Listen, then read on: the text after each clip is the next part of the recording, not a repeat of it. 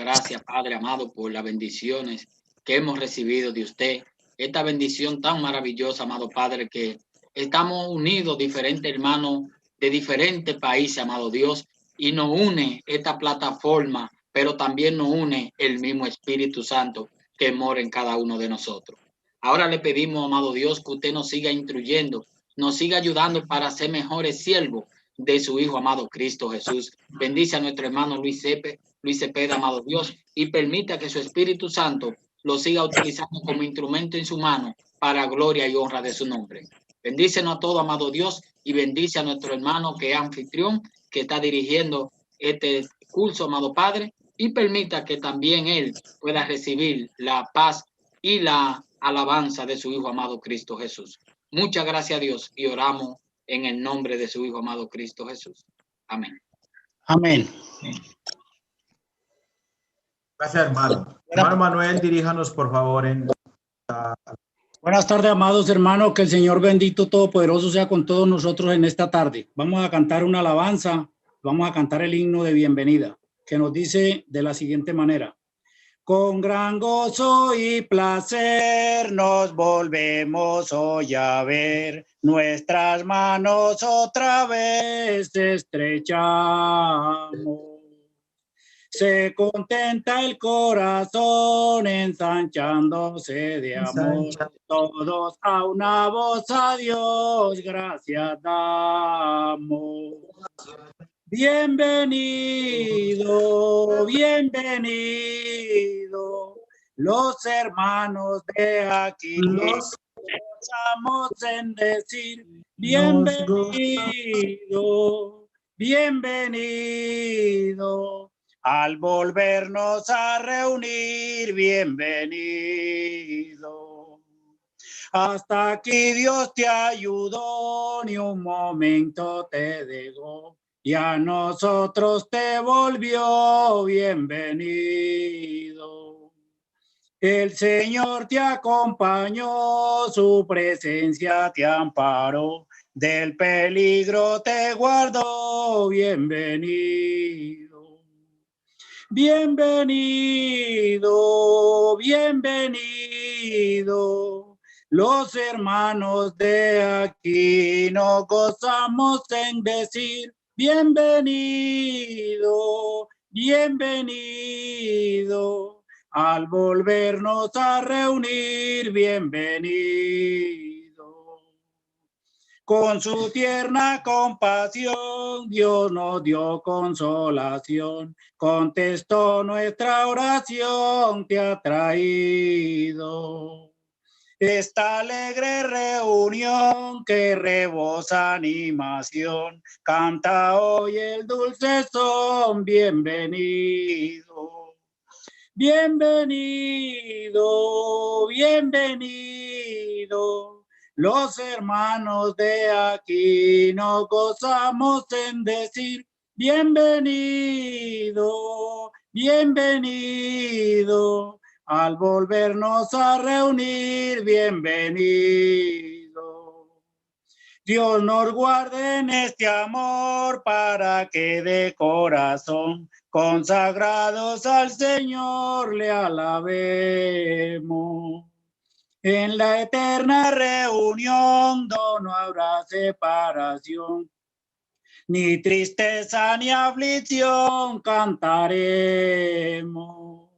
Aleluya, aleluya, todos juntos con Jesús, todos juntos en su luz. Aleluya, aleluya, todos salvos por su cruz. Aleluya.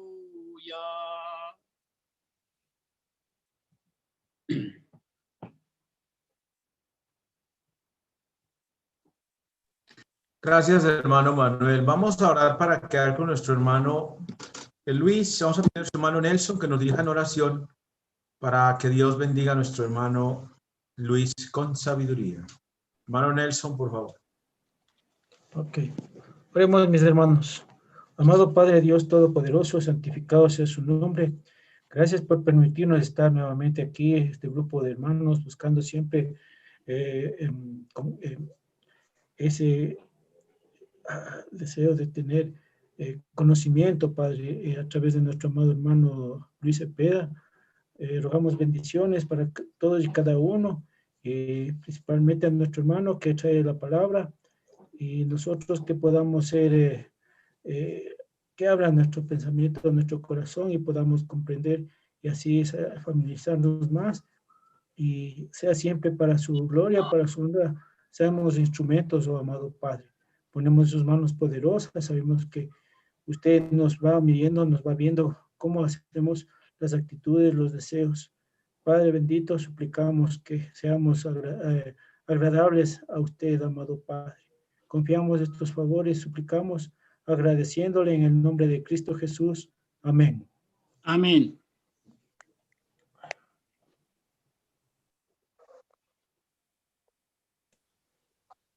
Muchas bendiciones, mis queridos hermanos.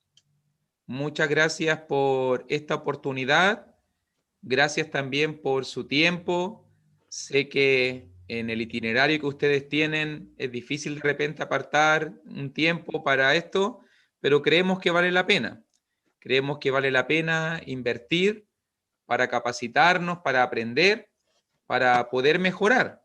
Solamente ese es el deseo, poder mejorar como buenos enseñadores de la palabra del Señor. Hoy día vamos allá a ir de lleno en cuanto a nuestra cuarta clase de la metodología de estudio bíblico, y vamos a estar viendo ya un poco del desarrollo de la exégesis. Y note bien, como siempre lo decimos, idea repetitiva, pero importante que se grabe en nuestras mentes. Para ser buenos predicadores, primero debemos ser buenos estudiantes de la Biblia. De eso estamos trabajando con el concepto de la exégesis, mirándola en estos tres pilares fundamentales: en leer, entender y practicar. Eso es lo que vamos a estar desarrollando en las sucesivas clases, y habíamos comenzado nosotros la semana pasada con el primer pilar, el pilar de leer la Biblia con comprensión. Habíamos hablado de la película, de los niveles de lectura, habíamos hablado un poco del cuidado que debemos tener en los aspectos gramaticales, ortográficos, de sintaxis, y todo lo que nos ayude a poder leer con comprensión la palabra del Señor. Ese es el primer pilar que estuvimos desarrollando la clase pasada, ¿cierto? Leer la Biblia con entendimiento. Y hoy día vamos a comenzar con el segundo pilar que debe sustentar nuestro entendimiento, nuestra capacitación como líderes, como predicadores. El segundo pilar, el pilar del entendimiento. Debemos entender. Leemos para entender. Y como veíamos en la gráfica, voy a retroceder solo un poco para mirarlo, el pilar del entendimiento se basa en 5 reglas fundamentales.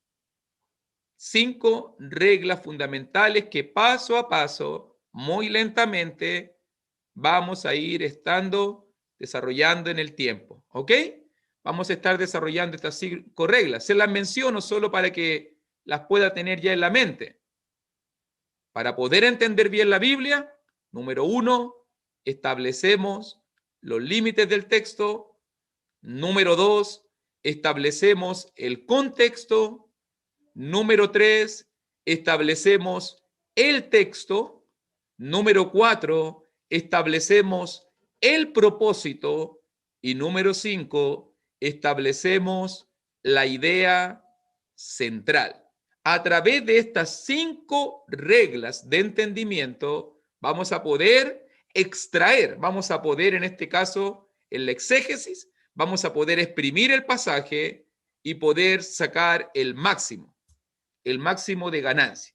Entonces, como estábamos allí, la primera regla, y aquí vamos a comenzar a trabajar en el día de hoy, ya vamos a enfocarnos mucho en los aspectos prácticos, vamos a poner muchos ejemplos para que esto quede muy en claro, y recuerde que si queda alguna duda, alguna pregunta, al finalizar esta presentación, vamos a dar un tiempo donde usted puede presentar sus dudas, sus comentarios o sus aportaciones.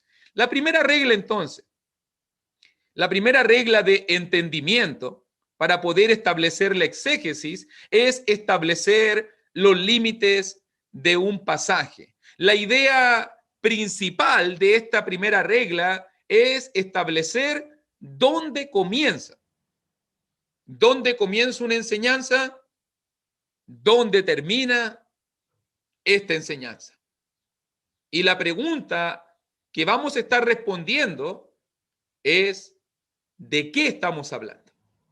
Esa es la pregunta importantísima al establecer los límites del pasaje. ¿Para qué establecemos los límites del pasaje? Para saber de qué estamos hablando.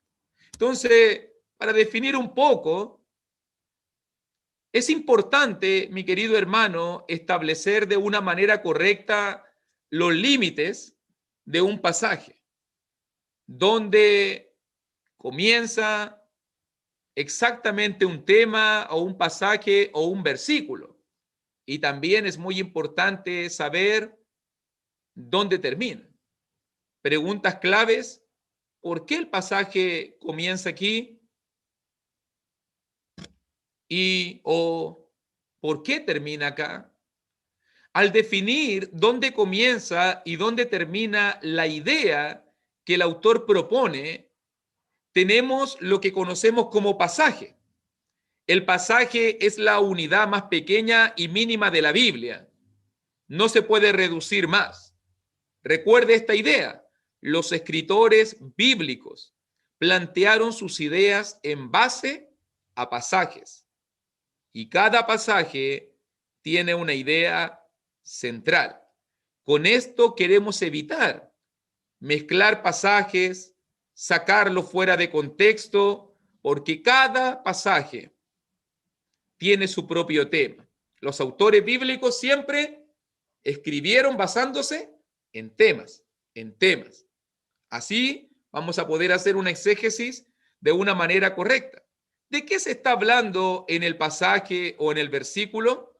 Note que a veces podemos cometer errores. Me hacían la pregunta la clase pasada en cuanto al tema de los capítulos, de los versículos, de los subtítulos, pero fíjese muy bien que podemos llegar a cometer errores. Mire, si uno mira un pequeño ejemplo en el libro de los Hechos, es solo un ejemplo para notarnos el hilo delgadito que el estudioso de la Biblia, por dónde debe andar y debe tomar buenas decisiones, porque cuando miramos nosotros en Hechos capítulo 7, en la historia de Esteban, cuando miramos el último versículo del capítulo 7, verso 60 nos dice: y puesto de rodillas, clamó a gran voz: Señor, no le tomes en cuenta este pecado. Y habiendo dicho esto, durmió. Pero note que el 8:1 dice: y Saulo consentía en su muerte. Y uno se pone a pensar en la muerte de quién, porque ve que muchas veces vemos la distinción de capítulo 7, capítulo 8. Si usted se fija, usted se va a dar cuenta que aquí hay una mala distribución de pasajes. Y la idea primera del capítulo 8, versículo 1, calza más con la idea del capítulo 7. Mire, si lo leyésemos así: y habiendo dicho esto, durmió, 7:60, o puesto de rodillas, clamó a gran voz: Señor, no le tomes en cuenta este pecado. Y habiendo dicho esto, durmió, y Saulo consentía en su muerte. Ah, estaba hablando de la muerte de Esteban.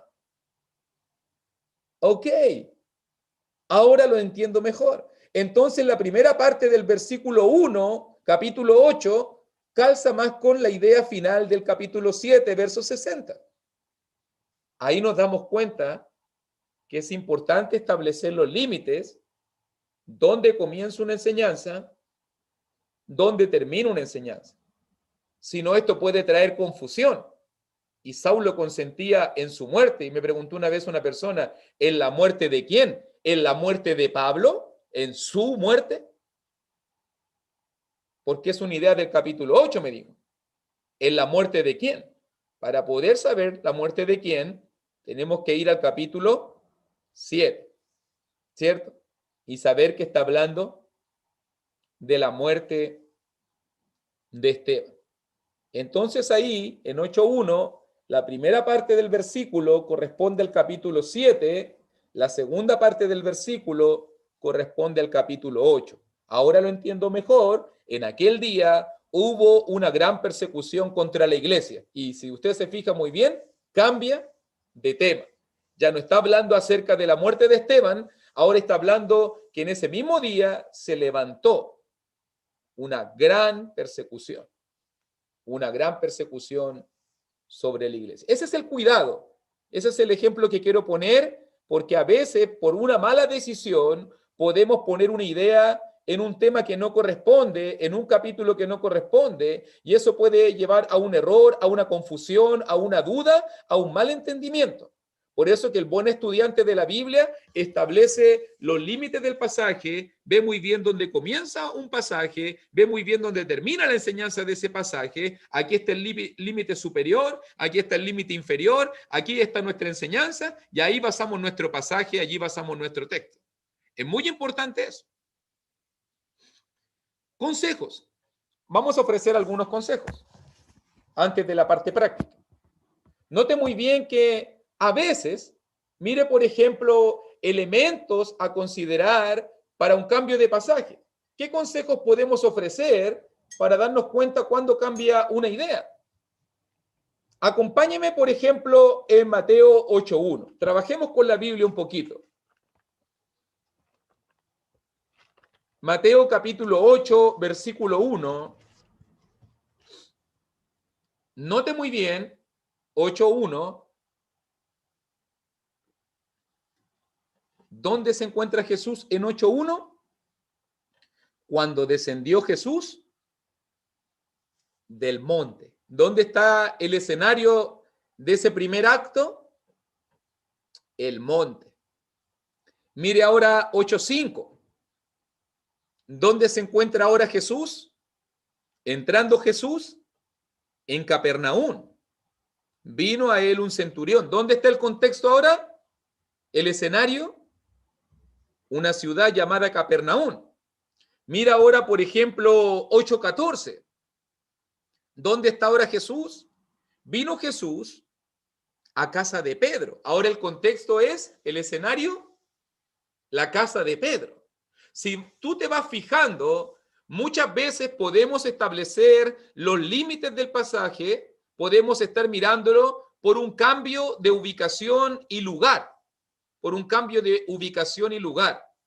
A veces la Biblia se presenta como en las obras de teatro. Si usted ha tenido alguna vez la oportunidad de ir al teatro y de poder disfrutar de una obra, usted se va a dar cuenta que entre escena y escena, los actores denominan a esos cambios como actos. Primer acto, segundo acto, tercer acto, cuarto acto, ¿cierto? Y van cambiando de escenario, de escenografía, de lugar. Cuando yo miro los relatos del Evangelio, para mí es inevitable pensar exactamente en la misma escena. Porque si tú te fijas, Jesús en un momento, en un cerro, en un monte, en otro momento bajó del monte, en otro momento entró en una ciudad, en otro momento entró a la casa de Pedro, en otro momento está en una barca, en otro momento está en una orilla de la playa, en otro momento está orando aparte. Si tú te fijas, una buena manera de cómo poder establecer límites es ir viendo los cambios de ubicación, de lugar. Y hacerte la pregunta, ¿dónde están ahora los actores? ¿Dónde están nuestros personajes ahora? Mateo 17, en el monte, subió con Jesús. ¿Con quién estaban ahí? Jacobo, Pedro, Juan. Ok, esa escena sucedió en un monte.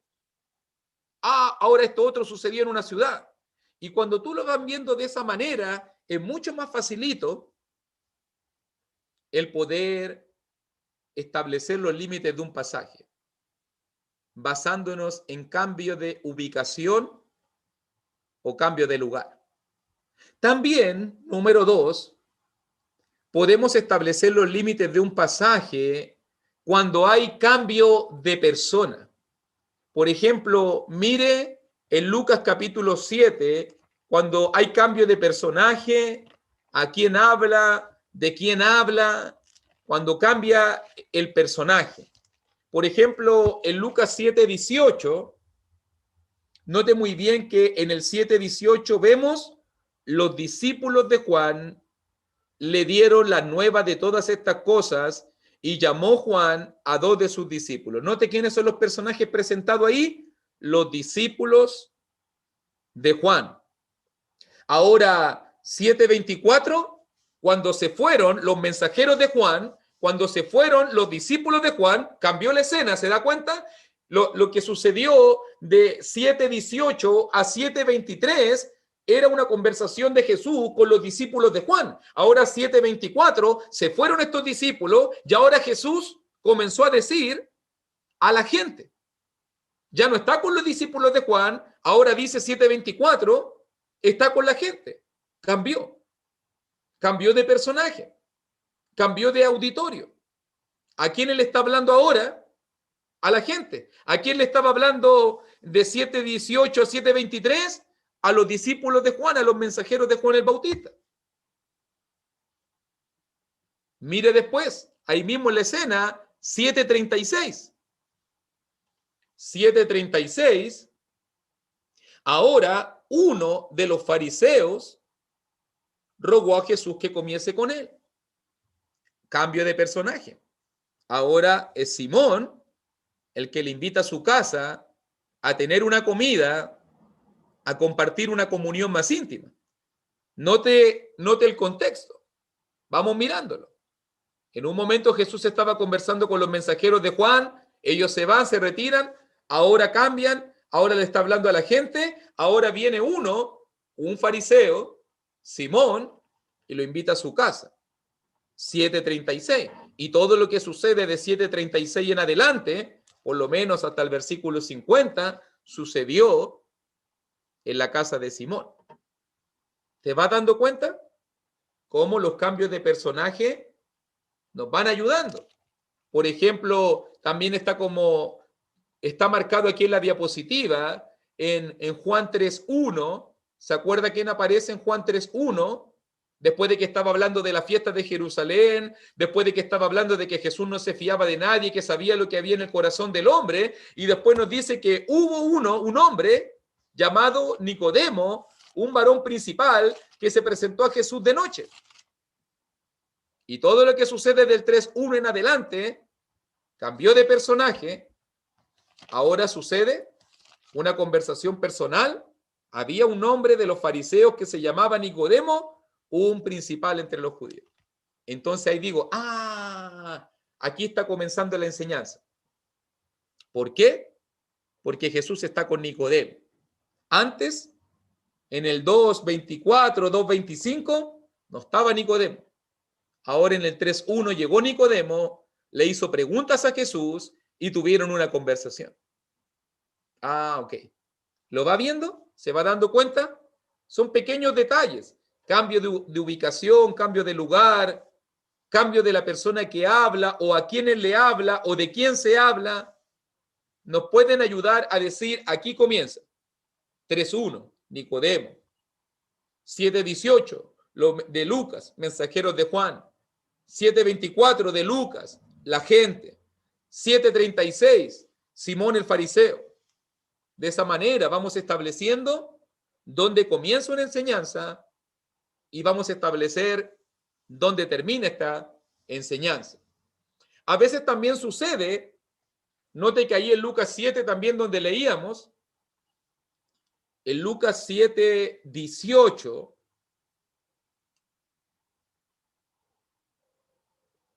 también podemos trabajar bajo el cambio de asunto o el cambio de tema. en 7:18, los discípulos de Juan, y obviamente 19 y en adelante, se desarrolla una conversación porque la gente, los mensajeros de Juan, los discípulos de Juan, tenían una pregunta en su corazón. ¿Eres tú el que ha de venir o esperaremos a otro? Si tú te fijas, el tema de la conversación tiene que ver si el Cristo cumple la expectativa de aquello que estaba profetizado, de aquello que lo estaban esperando. ¿Eres tú el que ha de venir? Y nótelo bien, por ejemplo, en 8:4, ahora el tema de la conversación, por ejemplo, ahora del 8:4 en Lucas ahí, ahora Jesús juntándose una gran multitud y los que de cada ciudad venían a él, les dijo por parábolas. Y ahora Jesús ya no está conversando con los discípulos de Juan, ya no es el tema de quién es él, ya no es el tema en cuanto a las expectativas de Israel, ahora viene una sección de enseñanza y Jesús le va a enseñar por parábola. Por ejemplo, aquí en Lucas 8, en Mateo 13 o en Marcos capítulo 4, Jesús comienza secciones de enseñanza de parábolas, Y ahí uno dice, ok, aquí Jesús va a hablar por parábolas. Y ahí uno lo entiende de inmediato. Ese es el tema. Va a hablar por parábolas. Y va a hablar distintas parábolas en cuanto al reino, en cuanto a las cosas del Señor. O, por ejemplo, también podemos establecer los límites de un pasaje, por ejemplo, con cambio de tiempo. Miren el Evangelio de Juan. Juan es muy especial. Me encanta el apóstol Juan, porque cuando miramos su libro, cuando miramos su evangelio, Juan marca mucho las escenas, más que por cambio de lugar o cambio de personaje, Juan marca mucho las escenas por cambio de tiempo. Mire, vamos a verlo. 1:29. ¿Cuál es la primera oración de Juan, Evangelio de Juan 1:29? El siguiente día, dice, vio Juan a Jesús que venía a él. Mire ahora 1:35. Dice ahora en Juan 1:35, el siguiente día, otra vez estaba Juan y 2 de sus discípulos. Fíjese que esto sucedió un día después. Un día después. 1:29, lo que está sucediendo ahí es un día después de lo que había pasado antes. Así lo va marcando Juan. Un día. Mire ahora 1:43. Al siguiente día, 1:43, otro día más. ¿Se va dando cuenta? Los actos. Al siguiente día, al siguiente día, al siguiente día. Mire ahora en capítulo 2, versículo 1. Al tercer día. Ahora marca que han pasado 3 días más. ¿Se va dando cuenta? En solo 2 capítulos, o 1 capítulo y medio casi, tenemos ya 6 días relatados de la vida de Jesús. Al siguiente día, al siguiente día, al siguiente día, al tercer día, 3 días después, se hicieron unas bodas en Caná de Galilea. Y Juan es favorito de él el presentar sus enseñanzas, separándolas, dividiéndolas, en este caso estableciendo estos límites con cambio de tiempo. Entonces, el buen estudiante de la Biblia observa. ¿Cambió el lugar o no cambió el lugar? ¿Cambió el personaje o no cambiaron los personajes? ¿Habrá cambiado el tema o no habrá cambiado el asunto, el tema de conversación? ¿O está cambiando el tiempo? ¿Han pasado algunos días? Todas esas cosas nos ayudan a tomar la decisión dónde comienza una enseñanza, dónde termina. En el 4:43 también dice 2 días después, para mostrarle que Juan siempre en su evangelio está marcando esas cosas. 2 días después dice Juan 4:43 y Juan 6:16 al anochecer. Para marcar una diferencia entre lo que sucedió con la multiplicación de los panes y los peces a lo que va a suceder ahora cuando Jesús camina sobre el mar. ¿Y cuándo sucedió esto? Al anochecer. Ahí hay un cambio de tiempo. A veces también nos ayudan nuestros autores bíblicos con frases tales como después de esto. Un después de esto también indica un cambio de tema, como en Juan 3:22, por ejemplo, donde nos dice, después de esto, vino Jesús con sus discípulos a la tierra de Judea y estuvo allí con ellos y bautizaba. Cambio de tema.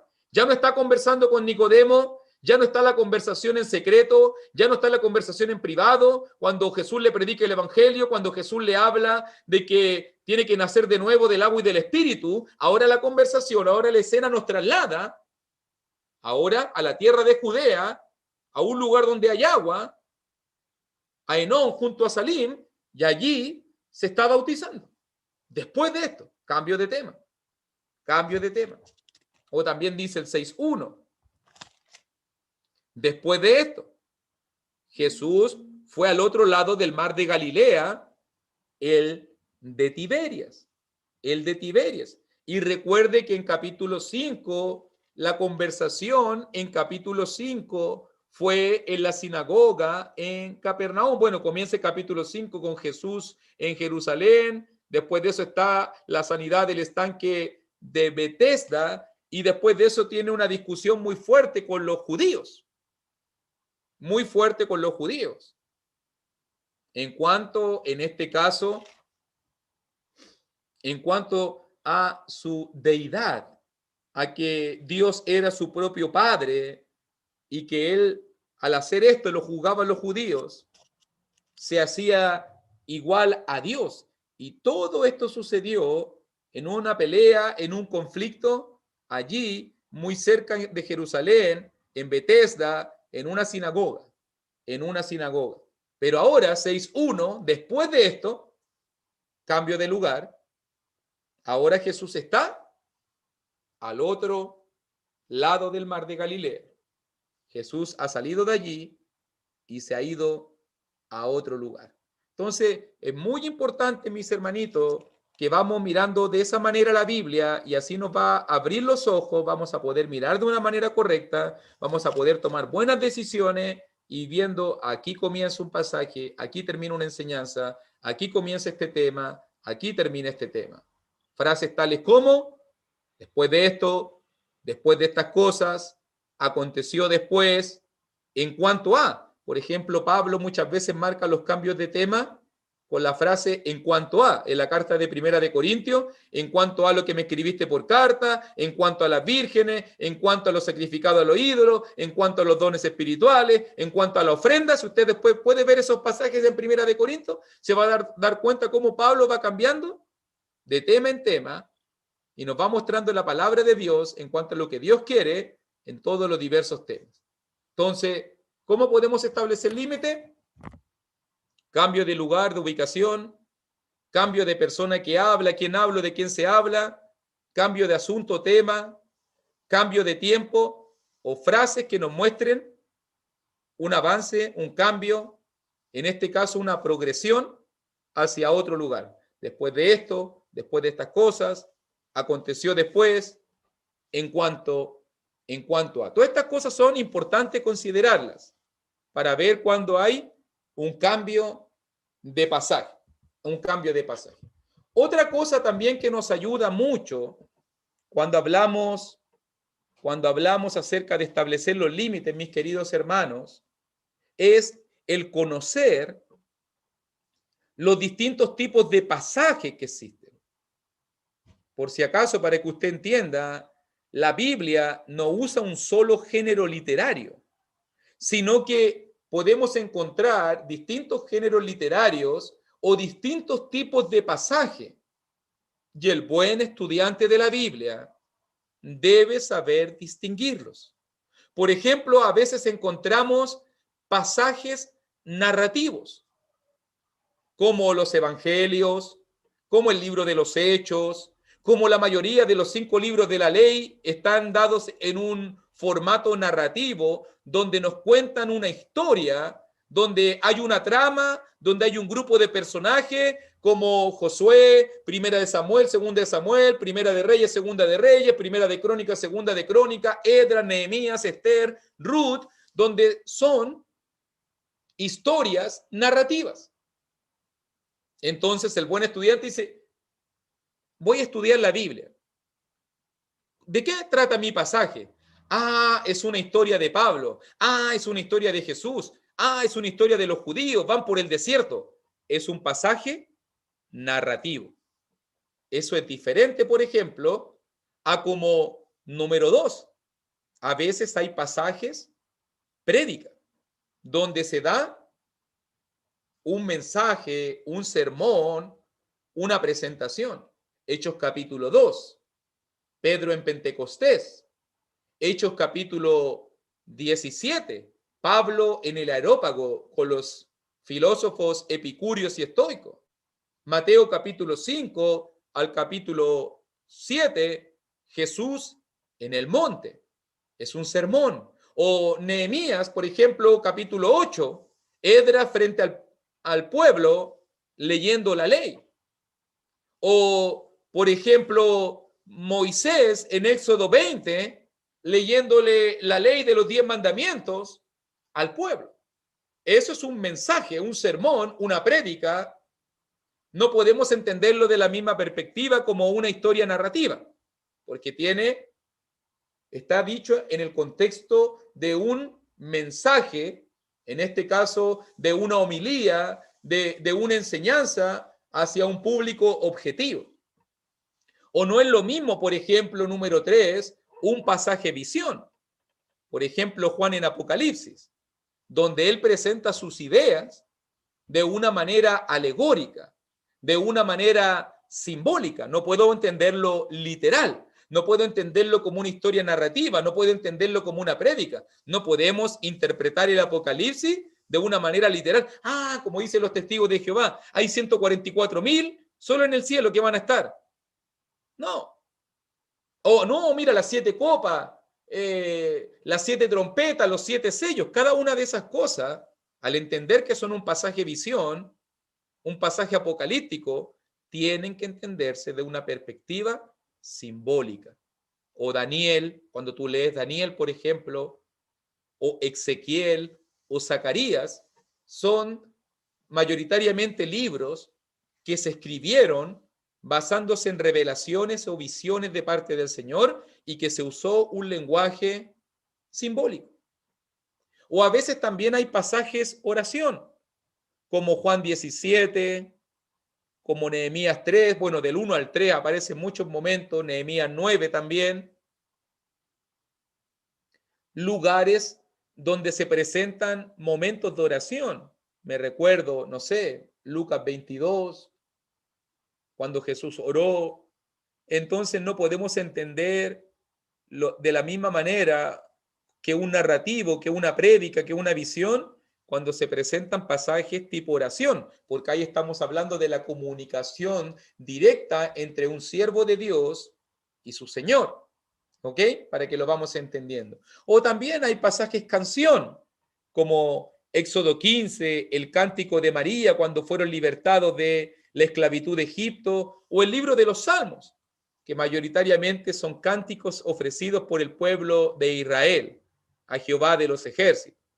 Entonces, no es lo mismo entender, interpretar un pasaje canción. O, por ejemplo, en Mateo 13, que ya habíamos puesto el ejemplo también de las parábolas.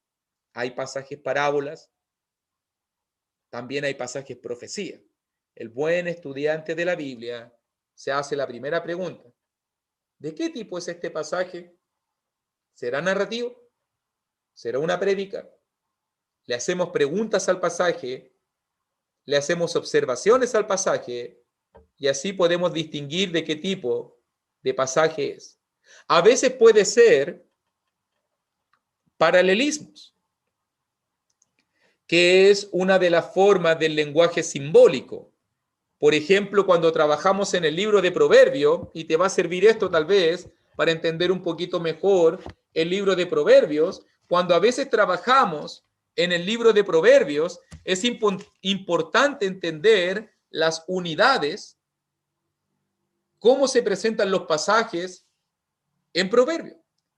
Por ejemplo, muchas veces en Proverbios se presentan paralelismos sinónimos y la gente dice, ¿qué es lo que es eso? Un paralelismo sinónimo.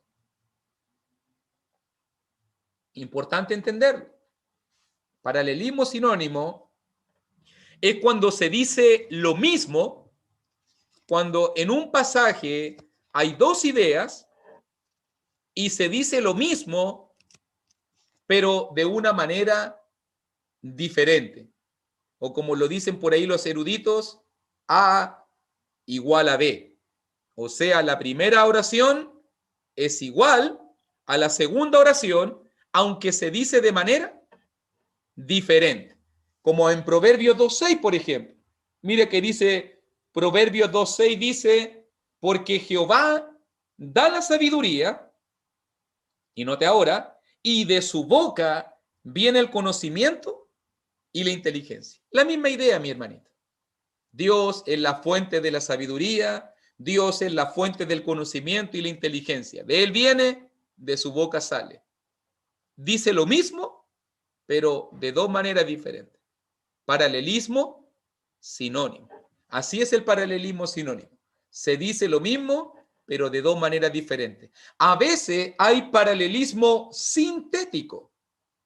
Y nótelo bien, aquí es A más B. O sea que un dicho es intensificado o explicado, o sea, se amplía por otro dicho. Por ejemplo, Proverbios 16:4. Note que no está diciendo lo mismo, sino que lo está explicando o lo está ampliando, intensificando. Por ejemplo, en Proverbios 16:4 dice la palabra del Señor, todas las cosas ha hecho Jehová para sí mismo y aún al impío para el día malo. ¿Te fijas? El primer dicho, todo Dios lo creó. Todo lo creó para sí mismo. Segundo dicho, y aún al impío. Ahí intensifica la idea. Nos quiere hablar realmente de cuál es el propósito al decir que Él lo ha creado todo. Como Él es el creador de todo, entonces Él va a crear al impío para el día malo, Él va a juzgar al impío en el día malo. Ahí se explica la idea. Un dicho es intensificado por el otro dicho. A más B. Si sumamos la primera idea a la segunda idea, vamos a tener la idea general, global, potente que Dios nos quiere transmitir. O también puede haber un paralelismo antitético. Esto ya es más diferente. Que en una misma oración, en un mismo pasaje, A menos B, podemos marcar, en este caso, son dos dichos diferentes. Por ejemplo, en Proverbios 21:29, mire cómo marca dos frases diferentes, aunque hablan de un mismo tema, pero son dos dichos aislados el uno del otro. Dice Proverbios 21:29, el hombre impío endurece su rostro. Primera idea. Segunda idea, más el recto. Contraste, ¿te das cuenta? Ordena sus caminos. Aunque está hablando del mismo tema, está usando dos enfoques diferentes, antitéticos, dos dichos diferentes. En uno habla del impío, en el otro habla del recto. El impío endurece su rostro, un contraste, el recto ordena sus caminos. Ahí hay un contraste, paralelismo antitético. Incluso también en el 31, ahí abajito, también aparece otro paralelismo antitético, porque dice Proverbios 21:31, el caballo se alista para el día de la batalla. El caballo. Mas Jehová es el que da la victoria. ¿Te fijas? El caballo simbolizado en la fuerza terrenal, en la fuerza material, en el brazo de carne, en el ser humano preparándose bajo sus propios recursos.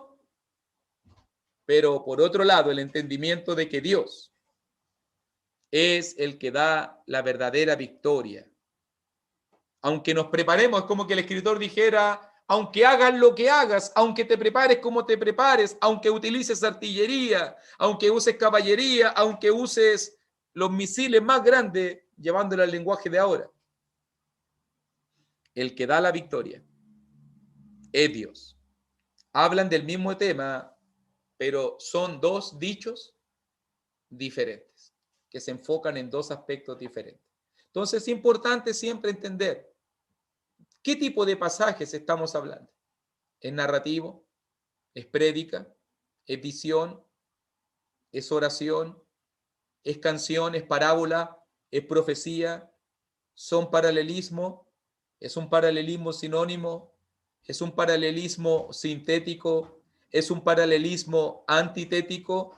Todas estas preguntas van a ayudar al buen estudiante de la Biblia a saber de qué estamos hablando. Fíjese que esto se hace para comenzar. ¿De qué estamos hablando? Entendamos bien de qué se trata, cuánto dura, dónde comienza, dónde termina, cuál es el pasaje, de qué vamos a estar hablándole a la iglesia del Señor. Y vamos a ver algunos ejemplos prácticos. Por ejemplo, vamos a Mateo, por favor. Le invito a que si me acompaña al Evangelio de Mateo, en el capítulo 8.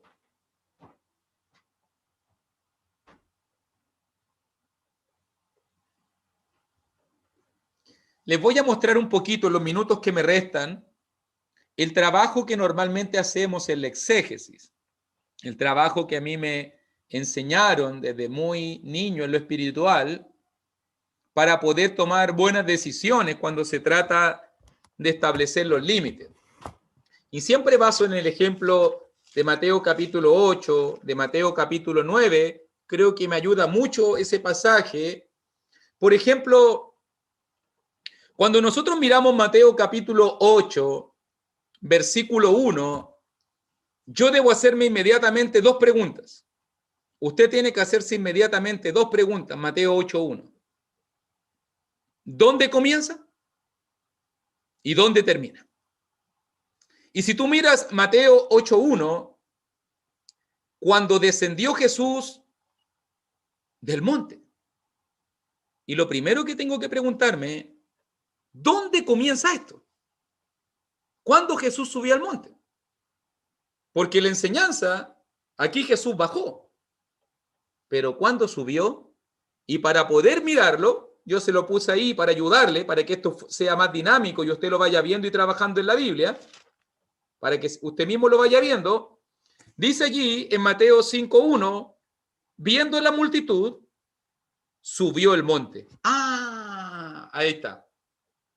O sea que todo lo que sucedió desde Mateo capítulo 5, versículo 1, hasta Mateo capítulo 8, versículo 1, todo sucedió en el monte. Ah, por eso que se le llama el sermón de la montaña, el sermón del monte. Allí Jesús dio muchas enseñanzas maravillosas en cuanto al reino, Entonces, como buen estudiante de la Biblia, ¿dónde comienza? ¿Dónde termina? Mira ahora, 8:2. Y he aquí, vino un leproso y se postró ante él. ¿Dónde estaban ahora? Bajo el monte. Por lo que vimos nosotros en 8:1, Jesús descendió del monte. Entonces ahora Jesús, abajo en el monte, viene un leproso y se postra ante él. ¿Dónde comienza esto? 8:2. Cambio de personaje. Jesús ya no está con la multitud. Jesús ya no está en el monte. Ahora Jesús se encuentra solo con este discípulo. Ahora Jesús está bajo el monte. Ahora Jesús está hablando con el leproso. ¿Hasta dónde llega esta enseñanza? 8:4. Todavía Jesús está hablando con el leproso. Jesús invita al leproso a ir a presentarse al sacerdote. ¿Por qué sé yo que 8:5 ya no está el leproso, porque en 8:5 ahora Jesús ya no está con el leproso, ya no está bajo el monte, ahora Jesús está en Capernaum. Nótalo bien. Ahora Jesús, cambio de lugar, cambio de escena. Ahora Jesús se encuentra en la ciudad de Galilea, en Capernaum, en esta ciudad marítima. Allí ahora ya no está con el leproso, allí ahora en la ciudad de Capernaum se le presentó un centurión, o sea, un funcionario romano, y que le rogaba, en este caso, por su criado, por su siervo.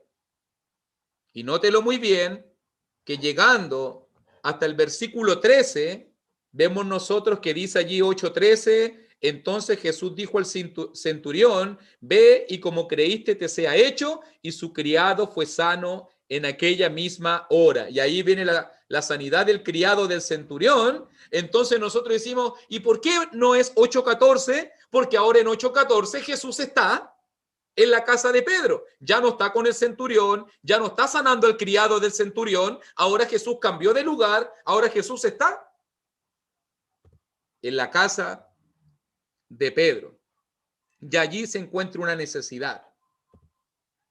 ¿Cuál es la necesidad? ¿Dónde comienza? ¿Dónde termina? La necesidad, la suegra de Pedro está enferma, postrada en cama, con fiebre. ¿Te fijas muy bien? 8:15, Jesús la sana. Le toma de la mano y ella se levanta y le sirve. Ya no hay más fiebre. Nótalo ahora. 8:16. ¿Por qué el 8:16 no puede ser del mismo pasaje? Porque dice ahora 8:16, y cuando llegó la noche, cambio de tiempo. Cambió el tiempo. Aunque a lo mejor estaban en la misma casa de Pedro, pero ahora va a marcarnos otro evento diferente.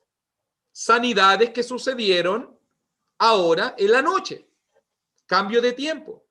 Y cuando llegó la noche, trajeron a él muchos endemoniados. Ya no está la suegra de Pedro. Y con la palabra echó fuera a los demonios y sanó a todos los enfermos.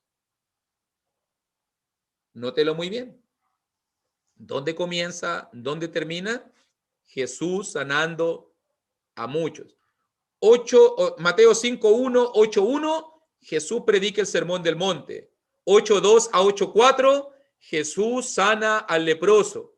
8:5 al 8:13, Jesús sana al criado del centurión. 8:14 a 8:15, Jesús sana a la suegra de Pedro. 8:16, 8:17, Jesús en la noche sana a muchas personas.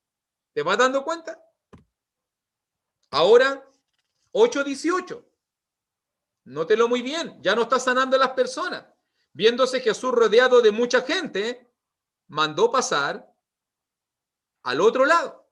Y Jesús da la orden de subirse a la barca y de cruzar el mar. Allí está pasando todo a orilla de playa.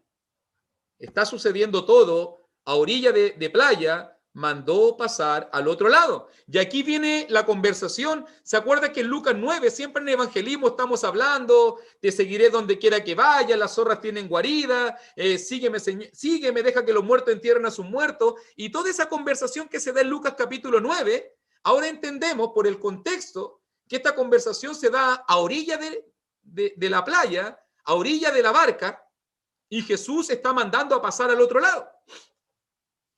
Y me gusta considerar esto, porque yo siempre me preguntaba, y ese de las zorras tienen guarida, y ese del que quiere enterrar a su padre, ¿cómo habrá respondido? ¿Habrá seguido a Jesús o no habrá seguido a Jesús? Y si tú miras 8:23, el 8:23 dice, y entrando él, esto le dijo a sus discípulos, entrando él en la barca, sus discípulos le siguieron. O sea que solo los que se decidieron por Cristo entraron a la barca con él y van a cruzar el mar. Tal vez yo no sé cómo respondió el primero, el segundo, el tercero, pero yo sí sé que el que se decidió por Cristo se subió a la barca. El que dijo, quiero ir a enterrar a mi padre, ve, pero yo me voy a subir a la barca. El que quiso, voy a despedirme de los de mi casa, es que, Señor, te seguiré donde quiera que vayas. Los que se subieron a la barca fueron los verdaderos discípulos de Jesús. Por eso que vemos de 8:18 al 8:23, Jesús manda a pasar al otro lado a sus discípulos. 8:24. Nótelo muy bien ahora, el contexto, en la barca, en el mar. Se levanta una tempestad grande, las olas cubren la barca y tú te vas dando cuenta de 8:24 al 8:27 que todo se desenvuelve, se desarrolla en el mar. Allí Jesús reprendió los vientos, allí Jesús reprendió al mar, se hizo grande bonanza, allí reprendió a los discípulos y todo esto comenzó cuando Jesús calmó la tempestad, 8:24, 8:27. ¿Por qué sé yo que termina en 8:27? Porque en 8:28, cuando llegó a la otra orilla, ya no está en el mar, ahora está en la otra orilla. 8:28, si tú te fijas muy bien. Y ahora están en la tierra de los Gadarenos. Y todo lo que sucede de 8:28 a 8:34 sucedió en la tierra de Gadara, en la tierra de los Gadarenos, para que tú lo veas muy bien. ¿Cómo sé eso yo? Porque 9:1, para que vayas viendo esto de una manera práctica, fácil, rapidita, 9:1, Jesús ya no está en Gadara, ahora 9:1, entonces entrando Jesús en la barca, se devolvió ahora, pasó al otro lado y vino a su ciudad. ¿Te fijas muy bien? Y ahora llegó, con toda probabilidad podemos decir, llegó a su ciudad, a Nazaret, ¿cierto? A su ciudad. Y vemos nosotros de 9:1 a 9:8 que Jesús está enseñando. Jesús en este caso está sanando al paralítico. Claro, esto sucedió en Capernaum, por lo que entendemos en Marcos 2. Y está sanando al paralítico, a ese paralítico que era cargado por 4, para corregir bien el lugar exacto, ¿cierto? El paralítico que era cargado por 4 personas. Y esto aquí sucedió en Capernaum. Y fíjese muy bien que en 9:9 ya no estamos en la casa del hombre que se rompió el techo, ya no estamos frente al paralítico que era cargado por varios, ya no estamos con los fariseos que están juzgando y criticando a Jesús. Ahora en 9:9 Jesús se encuentra con Mateo, él sentado en el banco de los tributos públicos, y Jesús lo llama a seguirlo. Y Mateo responde, y se levantó y le siguió. Si tú te fijas, Mateo 9:9 es un pasaje único, porque si lo miras muy bien, 9:9 sucede en su lugar de trabajo. Pero cuando pasamos a 9:10, ya no están en su lugar de trabajo, cambio de lugar. Ahora están, según 9:10, en la mesa en su casa. O sea que hay un pasaje diferente, no es la misma historia. Una cosa sucedió en su lugar de trabajo, Mateo dejó todo y ahora Mateo se va a su casa y ahora Mateo hace una fiesta y ahora Mateo invita a sus amigos para que celebren juntos su conversión. Y todo lo que sucede en Mateo 9:10, por lo menos hasta el 9:13, sucedió en la casa de Mateo. Allí en la mesa con Jesús, con sus discípulos. Allí llegan los fariseos y allí Jesús comienza a tener algunos altercados con los fariseos. 9:11, 9:12, 9:13. Todo esto sucede en la casa de Mateo. Estamos en el mismo lugar, pero nota muy bien que van sucediendo cosas. Primero, un encontrón con los fariseos. Después, 9:14 al 9:17, llegan ahora los discípulos de Juan, lo que habíamos visto, y tienen preguntas. Hasta el 9:17. Cuando estaban allí en casa de Mateo, 9:17, mientras él decía estas cosas, 9:18, vino un hombre principal. Y allí, en la casa de Mateo, llegó, ¿quién llegó allí? Jairo. Mi hija acaba de morir, mas ven y pon tu mano sobre ella y vivirá. Y Jesús sale a resucitar a la hija de Jairo. Allí sucede la historia de la mujer del flujo de sangre. Y todo lo que vemos nosotros de la sanidad de la mujer del flujo de sangre y la resurrección de la hija de Jairo sucede de 9:18 a 9:26. Cuando llegamos a 9:27, cambio de lugar, pasando Jesús de allí, salió de la casa de Jairo, ahora la sanidad a los ciegos. Nótalo bien, 9:27 a 9:31. Los ciegos salidos, ellos divulgaron la fama de él por toda aquella tierra. 9:32, cambio de pasaje. Mientras salían ellos, mientras los ciegos se iban, he aquí le trajeron a un mudo endemoniado. Ya no están los ciegos, cambio de personaje, ahora hay un mudo endemoniado. 9:32 al 9:34. Si tú te fijas muy bien, Jesús sana al ciego, al mudo endemoniado. Y ya casi para ir finalizando el capítulo 9 y para que terminemos los ejemplos prácticos para que vean cómo lo hacemos, en 9:35 también es un pasaje único. Aquí encontramos nosotros el punto principal, la idea central de todo el Evangelio de Mateo. En un solo versículo bíblico está resumida toda la enseñanza de Jesús en Mateo. Jesús recorría, enseñaba, predicaba y sanaba. ¿A qué vino el Hijo del Hombre? ¿A qué vino Emmanuel, Dios con nosotros? Jesús vino a bendecir a su pueblo, Jesús vino a recorrer cada ciudad, cada pueblo, cada aldea, Jesús vino a enseñar, Jesús vino a predicar, Jesús vino a sanar, Jesús vino a hacer la bendición para este mundo perdido. Y ahí vemos en 9:35 el propósito o el punto central de todo el Evangelio de Mateo. En 9:36 al 38 vemos el problema de la misión de Cristo. Tuvo compasión de ella, a la verdad, la mies es mucha, los obreros poco, rogad al Señor de la mies que envíe obreros a su mies. Y ahí vemos el tema de la necesidad de obreros. Ya Jesús estableciendo su objetivo, ahora quiere establecer obreros que lleven esta misión. Y como último punto vemos allí en Mateo capítulo 10, versículo 1, hasta Mateo 11:1, mira cómo comienza 10:1, entonces llamando a sus 12 discípulos les dio autoridad. 10:5, a estos 12 envió Jesús. Y ahora 11:1, cuando Jesús terminó de dar instrucciones a sus 12 discípulos. ¿Se da cuenta? Del 10:1 al 11:1, una unidad completa. Todo un sermón completo. Un pasaje prédica. Allí Jesús le da recomendaciones, advertencia, los comisiona a los 12 en su primera salida, en su primera incursión misionera. De esa manera, mi querido hermanito, de esa manera, normalmente nosotros establecemos los límites de un pasaje.